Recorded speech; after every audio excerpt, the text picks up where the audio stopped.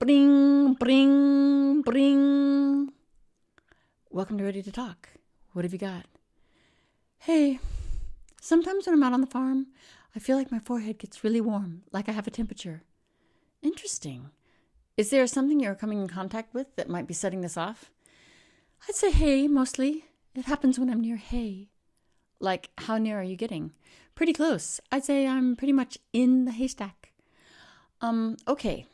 I need to ask you a routine personal question to help me rule out certain allergies and STDs, straw-transmitted diseases. When you are in the haystack, are you taking a roll or rolling in the hay? You do not have to answer, and I will remind you that this phone call is completely confidential. But as a service announcement to our listening audience and those young people out there, always remember, having a roll in the hay can be a lot of fun, but be safe and check for pitchforks first. Protect yourselves and your partners from puncture wounds, and make a date to keep your tetanus boosters up to date. Nope, no rolling. Bailing sometimes, but no rolls. I see. Are you a bailer? No. Very good. So again, you don't have to answer this, but what the hell are you doing in the haystack? Well, I'm a piece of hay. Ah, I see. How nice. So if you were a piece of hay, and you feel that your temperature rises when you are around hay, which, correct me if I'm wrong, is pretty much all the time, considering you are also hay, you are then pretty much running a temperature all the time. Is that correct? Correct. Any other symptoms? Stomach discomfort, like one gets with hay flu or hay poisoning? Maybe cold symptoms that you find with hay colds? Pain in your elbow from what they call hay elbow? No, just a fever. Outside of your hay community, are you in contact with any other harvested agricultural byproducts like yourself? Like straw? Yes, like straw. Well, I've dated some straws before, but it never seemed to work out. Can you tell me why? Like this guy Henry?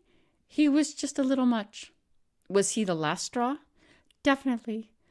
The thing is, it's not like straw doesn't get the shaft, which arguably in the hierarchy of harvested agricultural byproducts, they kind of do.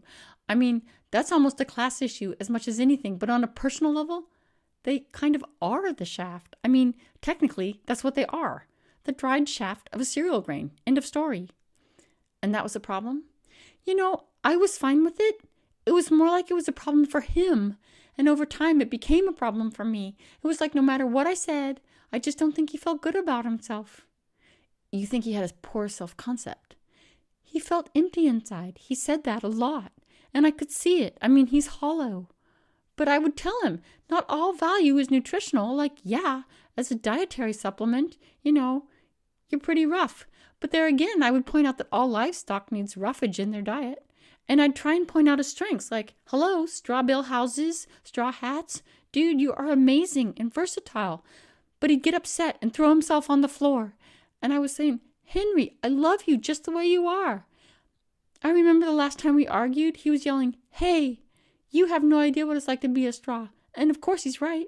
And then I found out he was cheating on me with my little brother, Alfalfa, who's not that little. I mean, he's in his 20s. He knew what he was doing, that little rascal.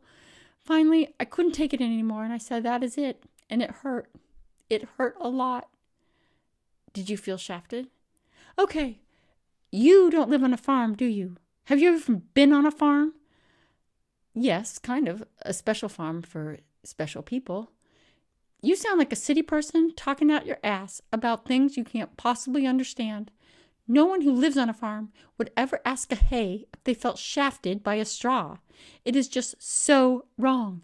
And it's all part of the straw-shaming, internalized agricultural byproductism that the left center branch of the right-wing media promotes to tear us apart and turn us against each other. Oh no, I am so sorry. I did not mean to upset or offend your ex-straw. Don't be. I'm glad you said what you did, you ignorant cow. Nobody on the farm calls names or makes jokes at other people's expenses or stereotypes, you insensitive jackass. It's city people like you that remind me how much Henry and I have in common. I'm going to give him one more chance. Hey, he is sleeping with your brother. Oh yeah, I forgot. Never mind. Okay, so getting back to your diagnosis, I have one more question. Have you ever had an out-of-body experience? Uh, I have. I was eaten by a horse and then spit back out, and it was traumatic, and I was partly chewed up, but the doctors who checked me afterwards said that technically I had died and then came back to life. Excellent. And in the moment that you were out of your body, did you still feel like you had a fever? Like my soul? Did my soul have a fever? No, I felt fine, actually kind of great. And when you got back into your body? Well, it was a little cold from being dead, but as soon as I was in it, boom, heated right back up. Yep. You definitely have pyroexcogenic silage fodder high fever, a fever-inducing febrile response, reaction to all hay, including yourself, which is a drag, but hey, I suggest ice baths and ibuprofen and Tums. Why Tums? I don't know.